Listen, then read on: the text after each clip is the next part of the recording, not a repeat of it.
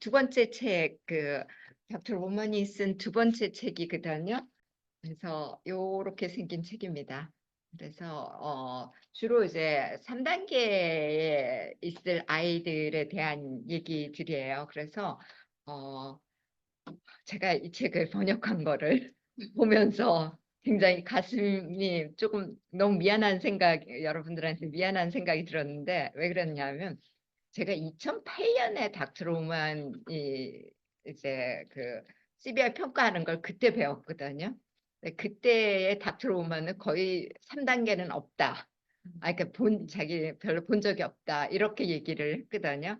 그래서 주로 아이들이 이제 저는 이제 영유아를 봤으니까 1단계 아이들이었고요. 가끔 2단계가 있는 정도였는데 평가를 하면서도 사실 3단계에 대한 확신이 없었어요. 거기 나와 있는 내용만 항상 보고 하다 보면 3단계는 굉장히 뭘 굉장히 잘해야 된다는 이런 것들이 머릿속에 항상 있었는데 이걸 보면서 우리 애들이 지금 2단계 끝이라고 지민이한테도 7점이라고 얘기를 했는데 이러면 3단계 초구나. 이제 은준이도 2단계 끝이라고 그랬는데 이걸 보면서 이게 3단계 초라고 얘기를 하는 게 맞구나 하는 생각이 들었어요. 그래서 그 당시에 그러니까 요 책에도 그 내용이 나오더라고요. 닥터 로만이 이제 쓴 책, 이 사람이 이제 요 책은 최근에 만들었기 때문에 그 내용이지만은 그래서 여러분한테 너무 사과를 먼저 해야 될 것 같은 생각이 듭니다. 네, 그러면 이제 책의 내용을 전체를 여러분이 그냥 너무너무 번역을 잘하셨어요. 번역을 너무너무 네, 우리가 디플이라는 이 도구를 쓰고 있지만은 번역이 되게 잘 됐고 제가 조금만 이렇게 말 부드럽게 수정한 정도거든요. 그리고 뭐 숫자를 인식을 못한 정도 이 번역기가 그래서 굉장히 너무 열심히 해주셔서 감사하고요.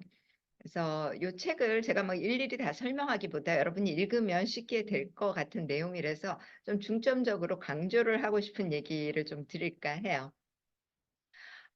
그래서 닥터 로만이 하는 얘기, 이제 책에서 제일 먼저 하는 얘기는 CBI 점수 가지고 우리가 하려고 하는 거는 얘가 뭐, CBI 어떤 아이고 이게 아니라 실제로 우리가 얘를 어떻게 일상 안에서 적용을 시킬지 하는 그 안내를 하기 위한 거라는 얘기, 여기 제가 하이라이트로 해놨는데 이게 되게 중요한 얘기인 것 같아요. 그래서 뭐 CBI 평가를 저 말고 다른 분들도 최근에 좀 알게 됐지만은 특사학교 선생님이 한 분이 하신 것 같아요. 그쵸? 그분은 그냥 선별 검사, 체크리스트 정도. 송만호 선생님 얘기하시는 거. 네네. 그분은 그런 닥터로만 평가는 아니고 스크리닝 정도. 스크리닝 하시. 네. 네. 그러니까 그리고 지금 이제 뭐 다른 뭐 치료실에서도 뭔가 진행이 되고 있는 것 같은데 하여간 제일 중요한 거는 얘가 어떻게 볼 수 있는지를 알고 일상 환경에서 얘가 학습하는 환경, 일상 환경에서 시각을 쓸 수 있게 도와주기 위한 목적이라는 거를 우리가 제일 먼저 생각을 해야 되는 것 같아요. 그래서 여기도 이제 얘기가 나오는데 어, 이 CBI 아이들을 우리가 도와주고 이렇게 얘네들을 좀 관찰을 해서 도와주는 데 있어서 사실 이제 학교라든지 뭐 치료실이라든지 이런 것들을 굉장히 우리가 강조를 하고 있는데 어, 이거는 시각장애가 있는 학생을 가르치는 교사만의 책임도 아니고 전체 커뮤니티, 사회에서 책임을 져야 된다. 아이들이 볼 수 있는 환경을 우리가 조성을 해주고 얘네들이 그거를 이제 그런 상황에서 배울 수 있게 해야 된다는 게 굉장히 중요한 이유로 얘기를 하고 있고요. 그래서 여기에 이제 뭐 교육 커뮤니티에 들어와 있는 이제 숙련된 구성원들, 뭐 치료사들도 있고요. 뭐 이런 사람들, 이제 부모님들도 사실 굉장히 중요한 역할을 하기 때문에 그분들의 의견도 여기 포함이 된다고 이렇게 얘기가 나와 있습니다. 그래서 제가 참 너무 아, 조금 되게 좁게 CBI를 봤다면 그래서 조금 더 넓게 우리가 CBI를 보고 왜 우리가 CBI에 대해서 이렇게 부모님들이 이렇게 배우는 거에 초점을 맞춰서 아니면 치료실에서 초점을 맞춰서 얘기를 하겠지만은 점차적으로 우리도 이제 좀 더 많은 사람들이 이 아이들을 인식하고 지원해 줄 수 있는 이런 것들을 그런 환경이 돼야 되지 않나 이런 생각을 하게 되었습니다. 그래서 여기도 보면 교육 및 기타 전문가 학부모가 어떻게 더 넓은 범위를 거쳐서 지원을 제공할 수 있는지, 그러니까 뭐 학교나 치료실에서만 하는 게 아니라 가정이라든지 지역사회에서 움직일 때도 이런 것들이 다 들어가야 된다는 얘기를 이제 하고 있습니다.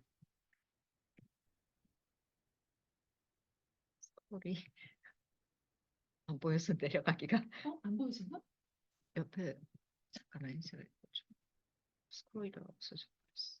아, 네. 여기 보시면 이제 닥터 로만도 본인이 이제 첫 번째 책 출판할 때 그때는 CBI 아이들의 그 이제 3단계 있는 아이들은 없다고 생각을 많이 했다고.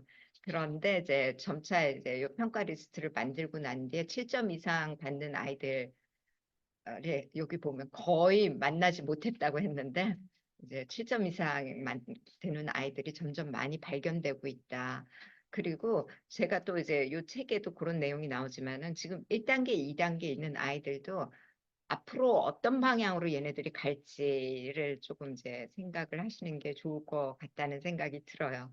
그래서 1단계에 있는 아이들 같은 경우는 이제 아이들의 위치감, 물건의 위치감을 먼저 생각을 하지만은 너무 위치감뿐만 아니라 이제 물건 변별력이라든지 그 조금 더 아이가 생활 속에서 쓸 수 있는 것들을 조금 같이 하는 것도 되게 중요한 것 같아요. 그래서 우리가 일상 안에서 많이 하는 거, 뭐 우유병이랑 컵이랑 다르다는 거, 아이가 이렇게 그 아웃라인을 보고 변별을 할 수 있다든지, 우유병 색깔은 빨갛게 해주고 컵은 노랗게 해준다든지, 뭔가 다르다는 걸 변별력을 키우는 것도 되게 필요하다.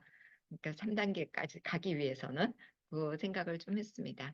그래서 1장에서는 오늘 1장의 앞부분만을 조금 얘기를 할 건데요. 1장에서는 이제 3단계에 있는 CBI 아이들에 대해서 특성하고 그리고 구체적인 접근법에 대해서 얘기를 할 예정이고요. 2장은 그러니까 문해력이라는 게 이제 리터러시라고 그러는데 우리는 어렸을 때부터 글자랑 그림의 차이를 서서히 알게 되고 아이들이 그리고 사람들은 글자를 읽는다는 것도 서서히 알게 되고 그리고 엄마가 뭔가 극적이면 이거는 이제 글자가 되고 의미가 있어서 남들도 똑같이 이해한다는 거라든지 그러니까 읽고 쓰고 말하고 뭐 이해하고 이런 것들이 다 합쳐져서 우리가 리트러시라는 얘기를 하거든요. 그래서 이 문해력이라는 거는 사실 글자를 딱 가르치는 그 순간부터가 아니라 그냥 일상 환경에서 들어오는 자극들이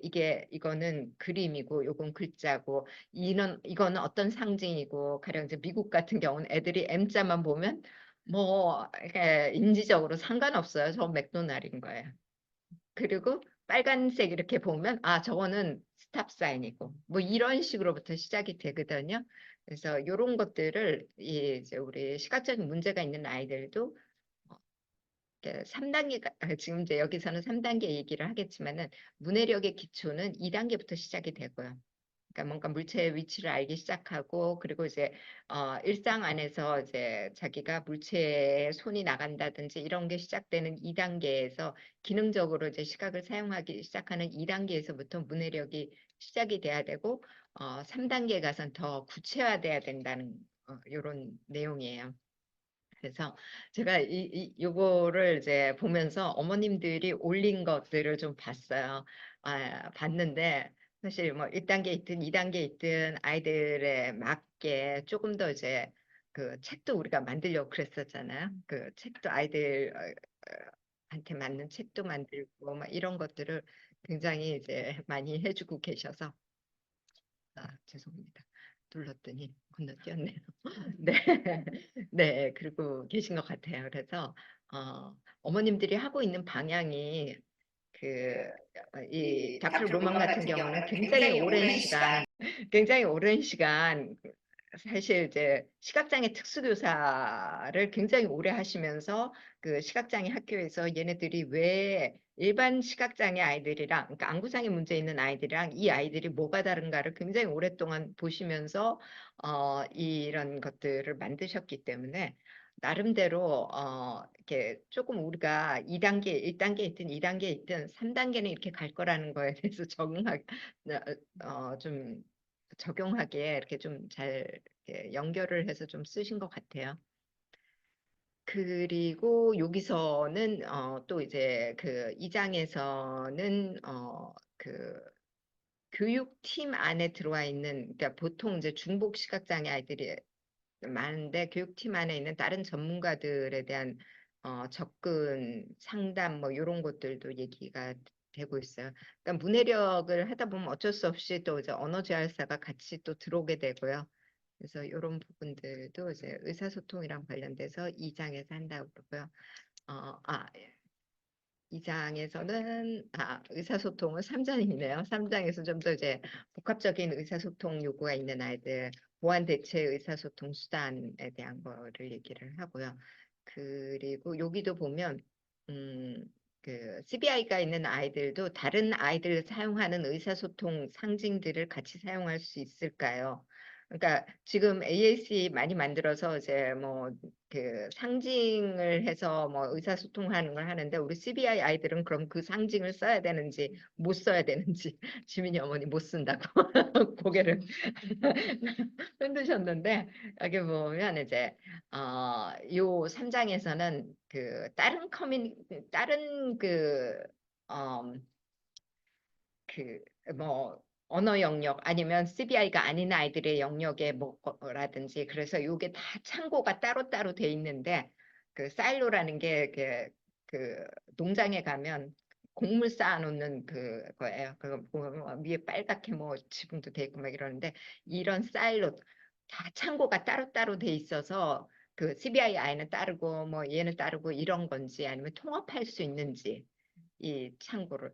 그래서 제가 어제 이제 특수교사 선생님들 국립특수교육원 연구하는데 특수교사 선생님들 두 그룹으로 어, 면담을 진행하면서 그 면담을 들으면서 느꼈던 거는 그런 거예요.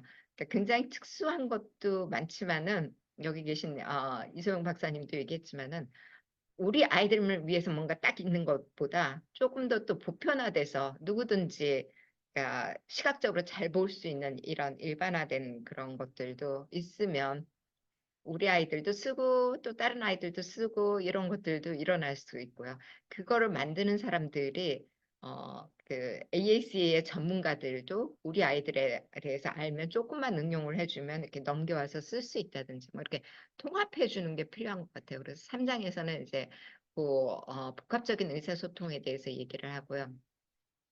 4장에서는 시각장애 아이들이 갖고 있는 그 여러 가지 그 시각적인 문제들 이게 이제 굉장히 복합적인 건데 이런 거에 대해서 조금 이제 얘기를 하는 것 같아요. 그래서 기능적인 시각을 그럼 얘네들이 어떻게 사용할 수 있는지 특히 우리는 이제 2단계 아이들은 주로 이제 많이 하는 게 삼면체 입체적인 걸 가지고 시각적인 자극을 주고 그 공간에 대해서 이제 뇌 발달에 있어서 이제 공간적인 것들, 시각적인 거가 먼저 발달을 하기 때문에 공간적인 걸 했다면 이제 이면체로 글자라든지 뭐 그림이라든지 이런 거 가지고 어떻게 할 건지 이런 약간 이제 복잡성이 더 들어가는 거에 얘기를 했고요. 5장에서는 사회적 기술. 그래서 사실 이제 사회적 기술이 굉장히 어려운 부분 중에 하나인데 왜냐하면 자기가 볼 수 있는 것들이 굉장히 어, 그러니까 일반적으로 다른 아이가 보는 거랑 되게 다른 게 보이기 때문에 이 아이들의 사회성 발달에 있어서 사실 이거는 단순히 좀 이렇게 3단계에 올라온 아이들의 사회성 발달뿐만 아니라 어, 그 1, 2단계에 있는 아이들도 마찬가지인 것 같아요. 시각을 사용해서 사회적 발달성 발달뿐만 아니라 1, 2단계에 있는 아이들 같은 경우에는 누군가 가까이 오고 소리로 사회성 발달이 되고 뭐 접촉으로 발달이 되고 이런 거 다 같이 되는데 거기에 이제 시각을 어떻게 연결을 할 건지는 우리가 생각을 해봐야 되고요. 6장은 이제 오리엔테이션 모빌리티 그래서 아이가 공간에서 자기의 위치라든지 이런 걸 이용하고 그다음에 이동은 어떻게 할 건지 뭐 이런 것들에 대한 내용이에요. 그래서 요거 할 때는 6장 할 때는 제 생각에는 박진섭 박사님이 해주시면 훨씬 좋을 것 같아요. 네, 그래서 박진섭 박사님이 이제 시각장애 전공하셨고 오리엔테이션 모빌리티는 훨씬 많이 알고 계실 것 같아요. 그리고 마지막 장은 이제 CBI랑 청각장애 있는 아이들이거든요. 근데 이제 제가 CBI 교육을 받은 프로그램이 어떤 거냐면요. 그 메릴랜드 대학에서 그 중복장애인데 그러니까 시각이랑 청각장애를 같이 가지고 있는 아이들 프로그램을 개설해서 계속 하고 있어요. 거기에 이제 여름에 한번 이제 닥터 로만이 와서 CBI에 대한 거를 이제 모아놓고 뭐 평가는 어떻게 하고 막 일주일 동안 막 열심히 가르쳐 줬어요. 그래서 사실 청각이랑 왜냐하면 뇌 손상이 있는 아이들 중에 청각이랑 시각이랑 같이 손상되는 아이들이 상당히 있거든요. 그래서 그 아이들 얘기를 많이 하는 부분입니다. 그래서 이렇게 이제 요 책이 내용이 돼 있습니다. 그래서 계속 같이 공부하면 좋을 것 같아요. 그 용어를 여기서 정리를 했는데 요 용어에 관한 거는 우리가 이제 닥터 로만의 첫 번째 책을 같이 이제 공부를 했었잖아요. 그래서 그 첫 번째 책에 나왔던 내용을 정리를 한 부분입니다. 그래서 혹시 그 첫 번째 했던 거 우리 다 가지고 있죠? 근데 그때 같이 했던 부모님이 한 6분 정도밖에 사실 저도 기억이 나.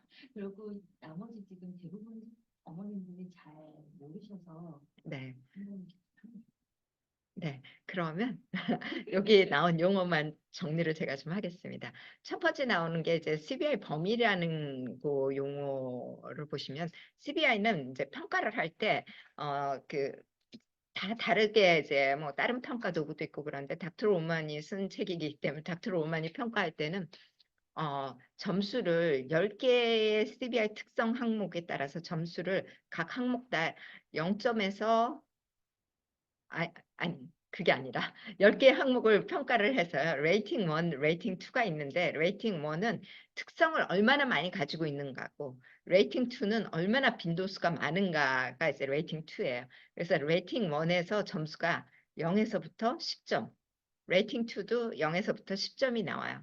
근데 0점은 CBI 특성을 그대로 다 가지고 있어서 거의 시각 사용이 없는 아이들이에요.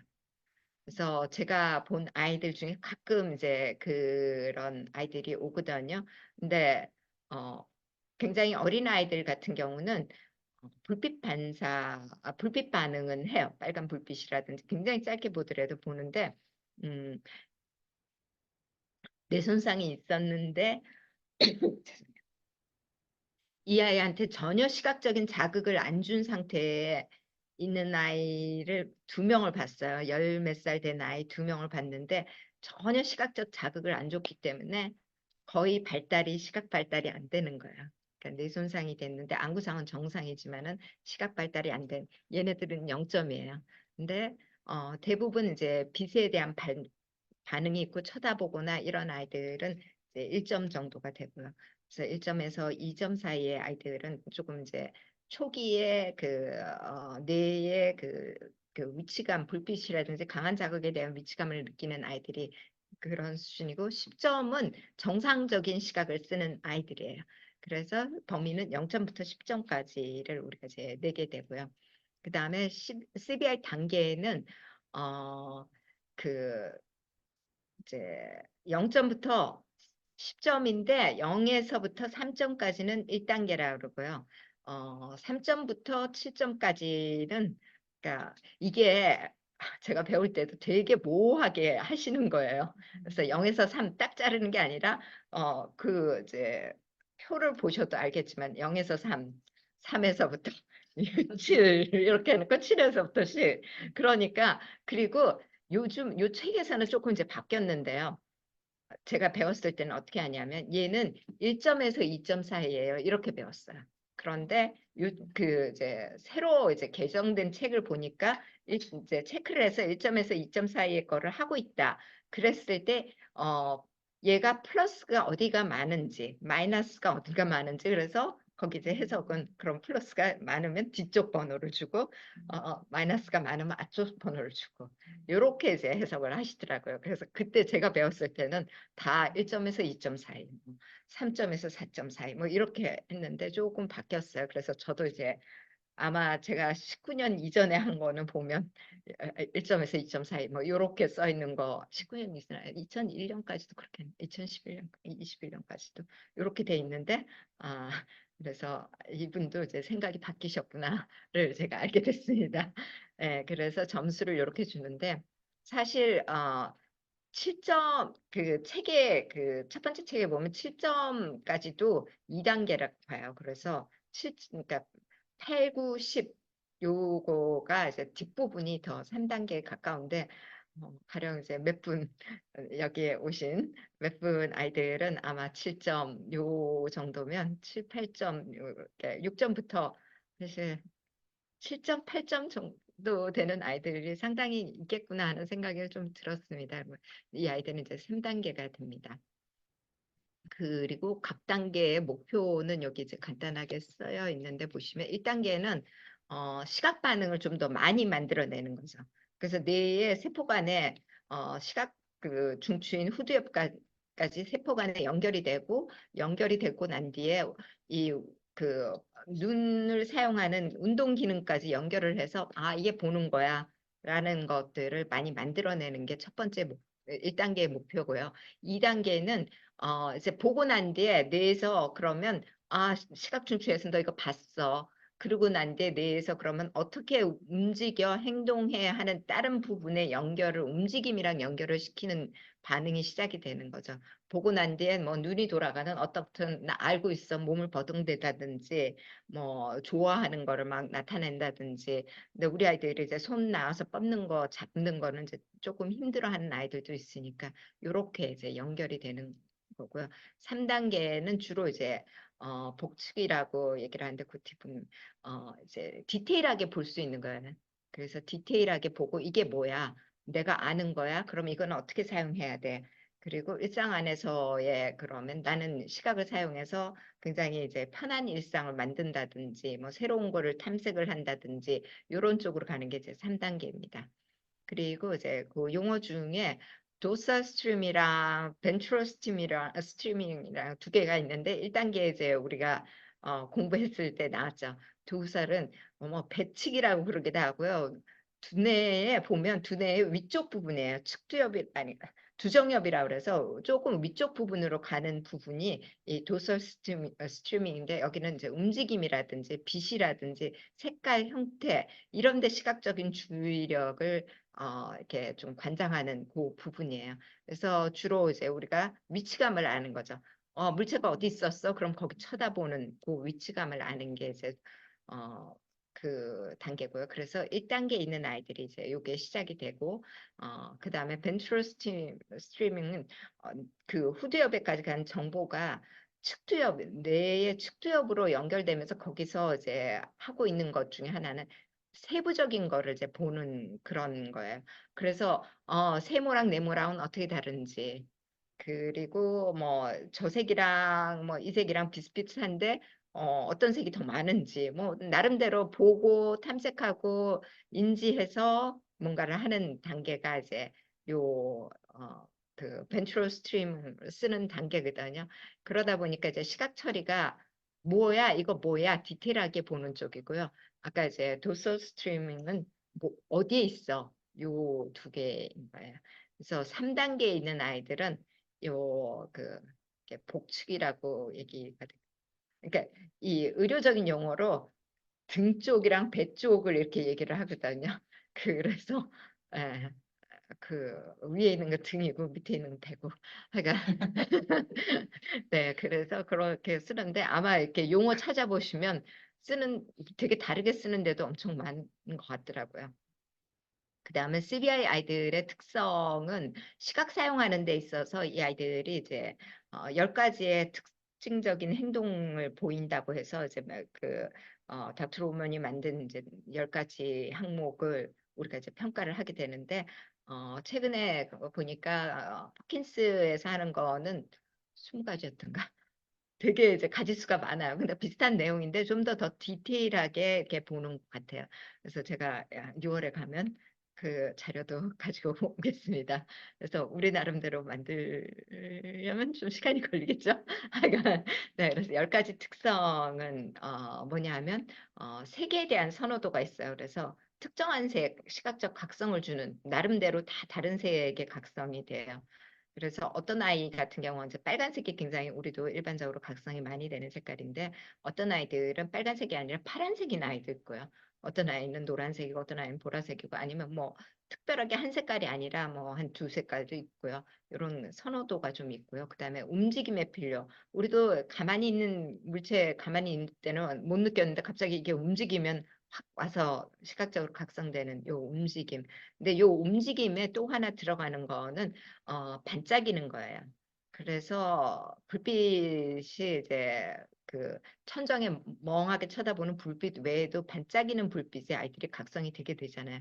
이게 이제 그 빛의 파장에 의해서 움직임을 만들어내기 때문에 그 움직임 그리고 시각적 지연 그런데 우리가 잠복기라고 저는 이제 레이턴시를 잠복기라고 얘기를 했는데 물체를 보여주고 안구까지 전달이 돼서 안구에서 이거 본 거야 그리고 눈이 가서 가는 데까지의 시간이 이제 지연이 된다는 거. 그다음에 시야 선호도 얘가 볼 수 있는 범위가 그러니까 잘 눈을 쓰는 범위가 가운데로 쓰는지 아니면 주변 시야를 쓰는지 어떤 아이는 밑에 시야를 쓰는지 어떤 아이는 위로 보는지. 근데 위로 보는 거는 그 안과 의사 선생님들 말씀에 의하면 눈을 안 쓸 때 위로 다 올려버리면 제일 편하기 때문에 애들이 안 보는 경우가 상당히 많다고 눈 위로 올렸을 때 우리도 잠잘 때 이렇게 눈 꺼풀 뒤집어 보면 눈동자가 위로 올라가 이렇게 보이는 거. 그래서 그것보다 이제 많이 쓰는 게 좌우의 그 주변 시야를 쓰고요 중심 시야는 쓰기가 불편하고요. 그리고 밑에 시야를 안 쓰는 아이들이 상당히 많은데 또 어떤 아이들은 융이 같은 경우는 밑으로 본다든지 이렇게 아이들마다 되게 다르죠 시야가. 그래서 이런 것들이고 시각적 복합성에 대한 어려움은 이제 뒤에 굉장히 디테일하게 나와요.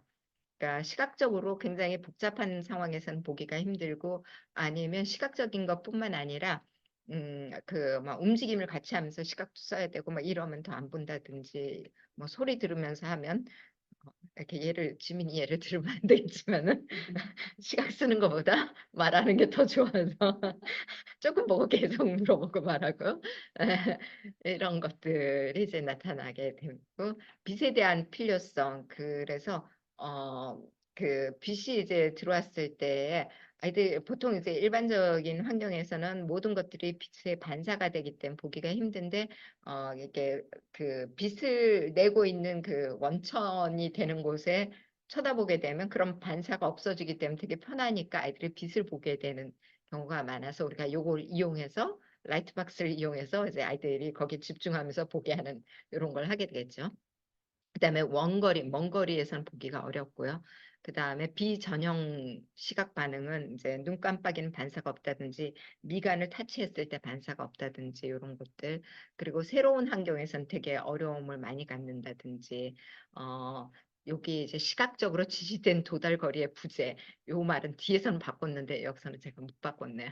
뭐냐면 시각을 사용해서 보고 거기에 따라서 손이 나간다든지 어떤 이렇게 잡기 위해서 도달이라고 그랬는데 리치하기 위해서 하는 행동들이 같이 연결이 되지 않는 요 부분입니다.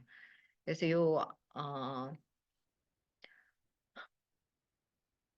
여기가 제가 이거 안 고쳤네요. 10가지 특성 중 그 이 특성에 맞게 평가된 거에 따라서 우리가 아이한테 필요한 것들을 제공을 해줘야 되는 거고요. 예. 그리고 CBI 진행 차트라는 게 있어서 지민이 어머님이 굉장히 잘 쓰고 계시고 또 융이 어머니도 쓰시고 뭐 다 쓰고 계신데 지금 얘가 어떤 걸 하고 있는데 그 다음 단계는 뭔지 이 차트에 나와 있는데 그 차트를 보고 우리 아이가 어떻게 변하고 있는지를 체크하는 거고요. CBI 스케줄은 이제 일과 안에서 뭐 아침에 일어났을 때는 얘가 시각을 쓰는 환경을 어떻게 조성을 해주고 뭐 기저귀 갈 때는 어떻게 해주고 먹을 때는 어떻게 해주고 이동할 때는 어떻게 해주고 뭐 이런 식으로 자기 일과 안에서 시각을 쓰는 이런 설계를 하는 이런 것들을 이제 우리가 CBI 스케줄이라고 얘기를 합니다. 그래서 일장에 나온 책의 대부분의 내용을 여기서 이제 제가 설명을 드렸습니다. 그리고 이 여기 내용도 미국은 시각장애 특수교사가 따로 있기 때문에 이 사람들이 지원을 해줄 수 있지만 한국은 시각장애만을 딱 하는 특수교사가 박진석 뭐 박사님. 별도의 자격증이 있거나 하진 않습니다. 네. 그래서 네, 한국은 없다고 보면 아마 우리나라 3, 40대 중에 그거 이수한 사람 저밖에 없을 거예요. 네. 네. 그런 상황입니다. 그래서 미국 같은 경우는 특수교사 중에 시각장애 특수교사가 따로 있어요. 그래서 저도 이제 시각장애 특수교사를 이제 해볼까. 기본적으로 이제 특수교사 자격증이 있어야 되니까요.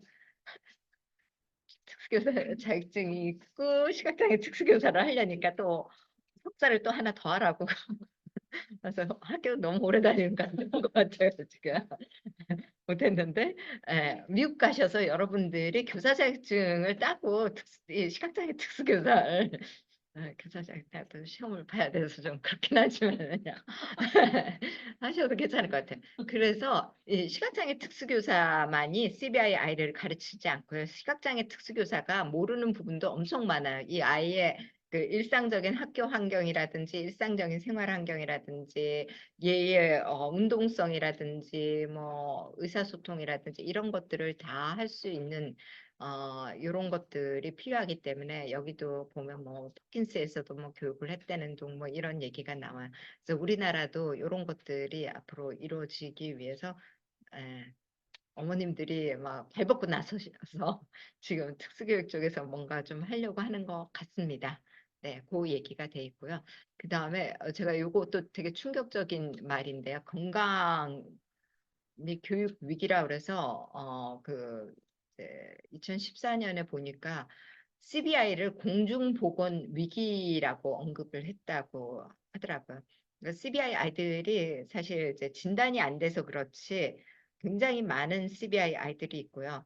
어, 이제 뇌병변뿐만 아니라 뇌손상 그리고 어제도 이제 선생님 한 분이 다운 증후군 아이의 CBI 얘기를 했는데 저도 유전자 변이 일어난 아이들 중에 CBI 아이들이 상당히 많아요. 그래서 굉장히 많은 아이들이 CBI를 갖고 있고 학습 장애로 분리된 아이들 중에 사실 이제 그냥 CBI 3단계 끝자락쯤에 있는 아이들 같아요. 그러니까 언뜻 보기는 뭐 별 문제가 없는데 이제 글자를 보거나 이럴 때 이제 굉장히 집중하기가 힘들고 이래서 그렇지 않을까. 하여간 그래서 상당히 많은 아이들이 있다. 그래서 우리 지금 모임은 소수지만은 여러분이 이렇게 공부하고 아이들을 이렇게 지원하면서 굉장히 제가 어제도 느낀 거는 선생님들한테 굉장히 큰 영향을 어머님들이 끼치셨구나. 그러니까 CBI라는 말을 들어본 적도 없다. 난생 처음이다 하는 부분이 대부분이었고 한 분 빼놓고 9분 중에 한 분 빼놓고 9분이 부모님들을 통해서 들으셨다고. 그 정도로 이렇게 파워풀한 영향력을 지금 아, 주고 계신 것 같아요. 그래서 오늘 이제 CBI의 첫 번째 챕터에 CBI 3단계 CBI 장애에 대한 것들을 살짝만 좀 하고요. 내용이 너무 이제 좀 길고 그래서 살짝만 좀 하면 어떨까 라고 지민이 어머님이랑 얘기를 했습니다. 네. 네. 네. 그래서 여기 이제 닥터 로먼이 보면 CBI 아이들을 평가하고 교육 계획을 세우면서 굉장히 많은 거를 이제 스스로 이제 배우셔서 이런 걸 만드셨는데 어, 그 이제 본인의 업무는 이 아이들이 더 쉽게 공부할 수 있고 배울 수 있게 하는 거가 이제 그 자기 업무라고 생각을 하셨고요. 어, 그리고 뭐 1단계가 어떤 면에서는 되게 좀 가르치기 쉬운 단계예요. 그러니까 1단계는 그 유사한 자극, 아이가 좋아하는 자극이라든지 이런 유사한 자극을 많이 접할 수 있는 환경을 만들어 주면 되는데 이제 2단계, 3단계 가면서 이 정말 아이한테 가르치는 게 점점 어려워지고 그런 단계라. 그래서 이때 정말 전문가의 도움이 많이 필요한 것 같아요. 그래서 네, 어머님들이 많이 도와주고 계시고요. 네, 그리고 여기 또 보면 전문가들이랑 다양한 전문가들이랑 열심히 같이 노력하려는 얘기가 계속 나오고 있습니다. 그리고 그 3단계 아이들을 이해하는 데 있어서 이제 어려움에 대해서 여기 사이드바에서 좀 설명을 합니다. 어, 이 3단계 아이들은 얼른 보기에 얘가 무슨 시각장애야라고 보이는 아이들이 상당히 많다는 거죠. 어, 그래서 이 닥트로만이 그 한 10개의 CBI의 특징이 이 아이들한테 있는데 다 완전히 해소되지 않고 있는데 어 그런데 불구하고 얘네들이 또 이제 또 잘 그냥 살아간단 말이에요. 그러니까 얼른 보면 얘가 무슨 CBI야 이 얘기를 되게 많이 하고 있는데 분명히 얘네들은 이제 어려움을 갖고 있다는 거고요. 어, 그리고 아이들이 3단계에 있는 아이들은 자기가 이제 그 일상적으로 해결해야 되는 문제들, 여기 기능적인 작업 뭐 이렇게 얘기를 했는데 제가 이해하는 건 얘가 일상적으로 해결해야 되는 문제들에 어쩔 수 없이 시각을 사용하고 있는 아이들이거든요. 그러니까 시각을 전혀 사용하지 않고 시각 사용하기가 힘들어서 안 하는 부분도 있겠지만은 뭐 이렇게 보고 난 뒤 감각적으로 하면 다 편하니까 하는 것도 있지만은 시각을 사용하고 있기 때문에 우리가 계속 하게 되면 이제 효율성이 높아질 가능성이 많다는 거예요. 어, 그 얘기가 돼 있습니다. 그래서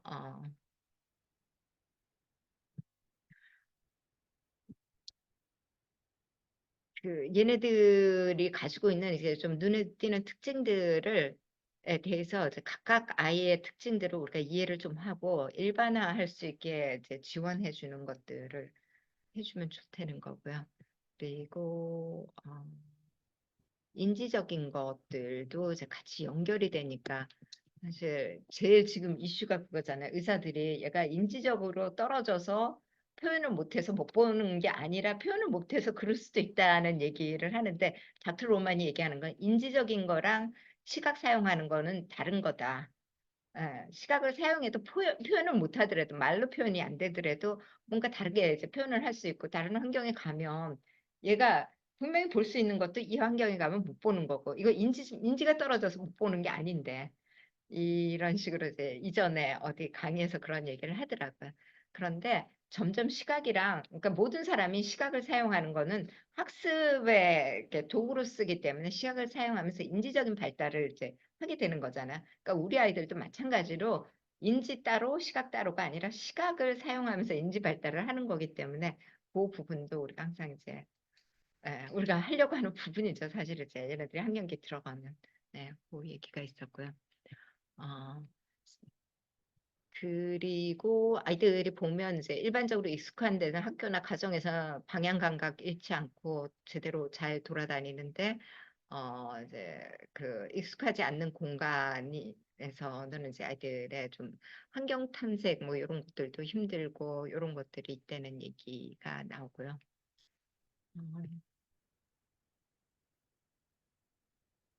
너무 다 알고 계신 얘기라서 제가 계속 하는 게 좀 이상한 느낌이 들어요. 네. 그리고 아이들이 그 위치감도 거리감도 되게 중요한데 10피트라고 그러면 3미터 정도거든요. 그 3미터 정도, 그러니까 보통 이제 3단계 정도 되면 우리가 6미터까지 얘기를 하는데 3미터 정도 거리에서 이제 음, 뭐 다양한 거를 막 그 굉장히 복잡한 환경에서 뭘 시키게 되면 애들이 잘 못하고 뭐 이런 것들도 나타날 수 있대요. 어, 그리고 이렇게 보면 3단계에 있는 아이들 이제 교사랑 이렇게 접촉하는 시간을 없앨 수는 없지만은 음, 이 교사가 모든 걸 다 할 수가 없으니까 사실 이제 얘랑 관련된 사람들이랑 부모랑 이렇게 팀을 이뤄서 3단계에서는 정말 좀 이렇게 계획을 세워서 아이들한테 지원을 해주는 게 굉장히 중요한 부분이 된다고 얘기를 하고 있어요. 그래서 뭐 학생을 위한 컨설턴트도 있어야 되고 뭐 직접 강사가 와서 뭐 해주는 것도 있어야 되고 오리엔테이션 모빌리티에 대한 것도 있고 뭐 이 여러 가지 사람들이 이제 다 같이 들어가야 되는 부분이 이제 요 3단계에 더 많이 일어난다는 거죠. 그리고 뭐 음, 네, 그래서 한번 읽어보시면 되고요. 이거 비슷한 소리를 계속 하고 있는 것 같아요. 그래서 3단계의 개요도 그런 내용이에요. 내용이라서 여기 보면 제가 3단계에 있는 개인은 시각적 기능, 그러니까 아이들이 그러니까 환경 속에서 자기 시각을 사용하는 게 의미 있게 이제 시각을 사용하는 수준에 달성되지만은 아까도 얘기했지만 배쪽이 그 이제 디테일하게 보는 것들. 그러니까 사실 시각적 관심이라든지 이게 우리 아이들이 제일 문제가 시각적 호기심이 없다는 거죠. 그러니까 디테일하게 볼 수 있는 건 시각적 호기심이 있어야 되는데 3단계 아이들한테 중요한 건 요 시각적 호기심, 디테일하게 보는 부분이거든요. 그래서 어, 요게 굉장히 영향을 받고 있다는 거를 이제 얘기를 하고 그래서 진행 속도가 느릴 수도 있고 어떤 아이들은 되게 빠를 수도 있지만은 근데 어느 날 갑자기 3단계에 가서 갑자기 막 이게 내가 이렇게 단계적으로 자 위에 등 쪽 먼저 발달하고 그 다음에 배 쪽 발달하고 이렇게 시각 루트를 그렇게 만들어 놓지는 않고 사실은 이쪽이 더 쉽게 접근을 할 수 있기 때문에 하기 때문에 하지만은 일반적으로 뇌 발달을 얘기할 때는 그렇게 뇌가 한쪽만 쓰고 한쪽만 발달하고 이게 아니라 같이 발달을 하는 거예요. 그래서 사실 2단계 있거나 1단계 있더라도 얘네들이 배 쪽에 디테일하게 보는 것들에 대해서 우리가 좀 초점을 맞추고 뭔가 비교가 되게 보여주고 뭐 이런 것들을 한다면 약간의 더 관심, 이건 제 얘기예요. 죄송해요. 여기 다 들어오면은 이제 자꾸 이제 배 쪽만 얘기를 하는데 일반적으로 두뇌 발달에 그 이제 연구라든지 이론들은 같이 발달하기 때문에 같이 시켜야 된다는 얘기입니다. 네. 그, 그리고 여기 이제 보면 3단계 아이들이 갖고 있는 문제들 얘기가 나와요. 그래서 새로운 물질이나 환경에서 시각적 구별이나 인식하는데, 식별하는데 어려움이 많다는 거. 그래서 우리 아이들이 많이 겪는 거고요. 그리고 3에서 4.5m 이상 떨어진 거리의 표적을 잘 감지 못하는 경우도 많고요. 그리고 시야의 차이는 아직도 가지고 있고 어떤 시야를 쓰는지 중심 시야 쓰는 건 굉장히 힘들고요. 그거 뭐 특히 아래 시야도 힘들다고 여기는 나와 있습니다. 시야의 차이가 있다는 거를 우리가 알고 있어야 되고 얼굴 특징 구별하는 거 잘 못하는 거 그리고 지연 반응 때도 아주 익숙하지 않으면 이제 아이들이 지연 반응 잠복기가 있고요. 그리고 디테일하게 보게 하기 위해서는 아직도 빛이랑 같이 뭐를 제공해 주는 것들이 필요하다는 거죠.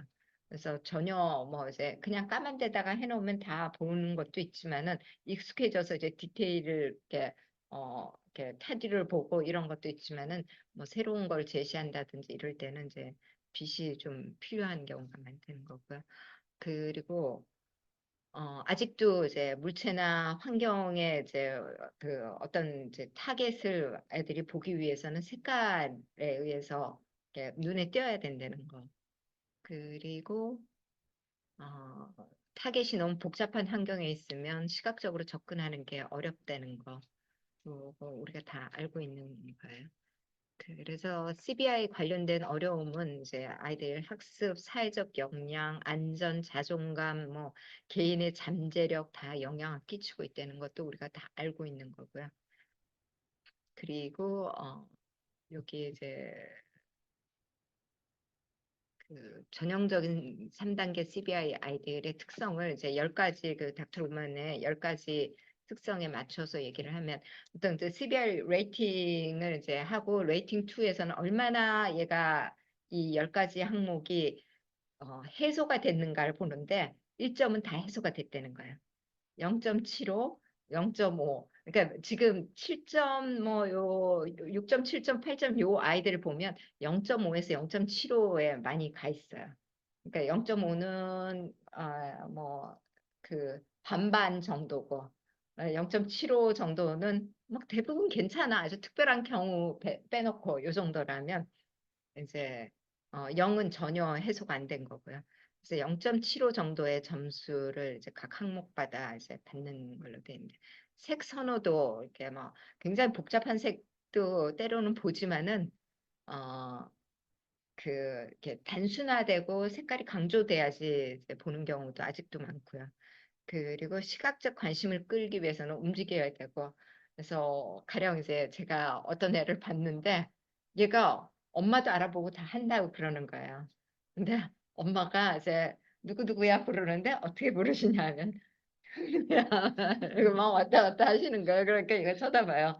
그런데 그냥 그 엄마 소리도 보고 근데 엄마가 그냥 가만히 앉아 계셨어요. 가만히 앉아 계시고 얘는 이제 막 정신없이 막 되게 산만스러운데 가만히 앉아 계시고 그래서 이제 다 끝날 거야. 이제 그냥 나갈 거야. 그러니까 막 돌아다니고 싶은데 이제 앉혀놓고 하니까 그래, 나갈 거야. 그랬더니 그럼 이제 엄마한테 가자. 그랬더니 저한테 그냥 오는 거야.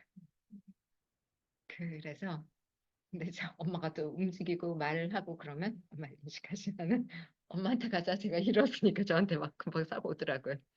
그래서 이런 것처럼 아직 이제 움직임에 의해서 판단하고 뭐 이런 것들도 상당히 많아요. 그리고 6m 이상 떨어진 데서 뭐가 움직이면 그때 인식이 되는 경우도 상당히 많고요. 있고요. 잠복기가 드물게 발생하지만은 피곤하거나 스트레스 받거나 이럴 땐 더 오래 잠복기가 나오고요. 새로운 거에 대한 잠복기도 상당히 있어요. 그리고 비전형적인 시야 범위 아직 선호하는 거 있고요. 시각적 복합성에 있어서 물체 표면에 어떤 패턴이 있으면 굉장히 복잡한 패턴이 있다든지 이랬을 4가지 이상의 뭐 테이블보 위에 뭐 이렇게 알록달록한 물체를 올려놨다. 그럼 못 보는 거. 그래서 여원이가 그랬던가 누가 하여간 누구였는지 생각이 안 나는데 그게 그 3단계에 있는 아이도 그게 안 보이는 거야. 얼른 보여주면. 그리고 이면체 볼 때, 삼면체 말고 이면체 볼 때 특히 그러니까 삼면체는 입체적이기 때문에 아까도 얘기했지만은 그 이제 더 각성을 많이 시킨다면 이면체 볼 때는 백라이트가 그 라이트 박스 같은 게 좀 더 필요한 경우가 많다.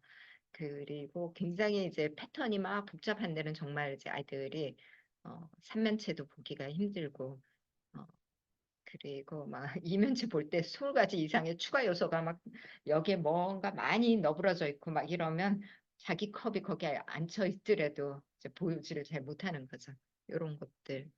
그리고 감각적인 것도 복합적인 게 있으면 누군가에게 주의 집중하기가 힘들다는 겁니다.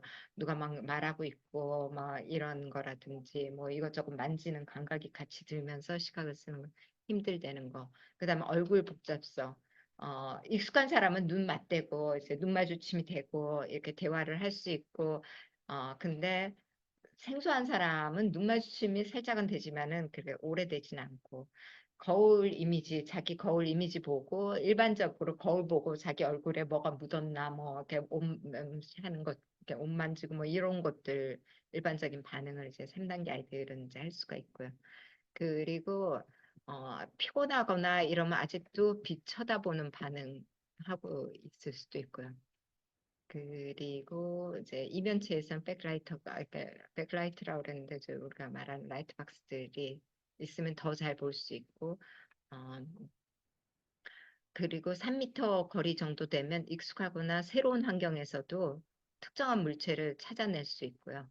그리고 4.5에서 6m 정도 조금 멀어져도 좀 큰 대형이라고 그러면 좀 그런데 좀 큰 표적이 있으면 저거 뭐야? 이렇게 그러니까 작은 거 말고 큰 거는 집중 좀 되고요. 그리고 비전형 반사는 거의 나타나지 않는 상태가 되고요.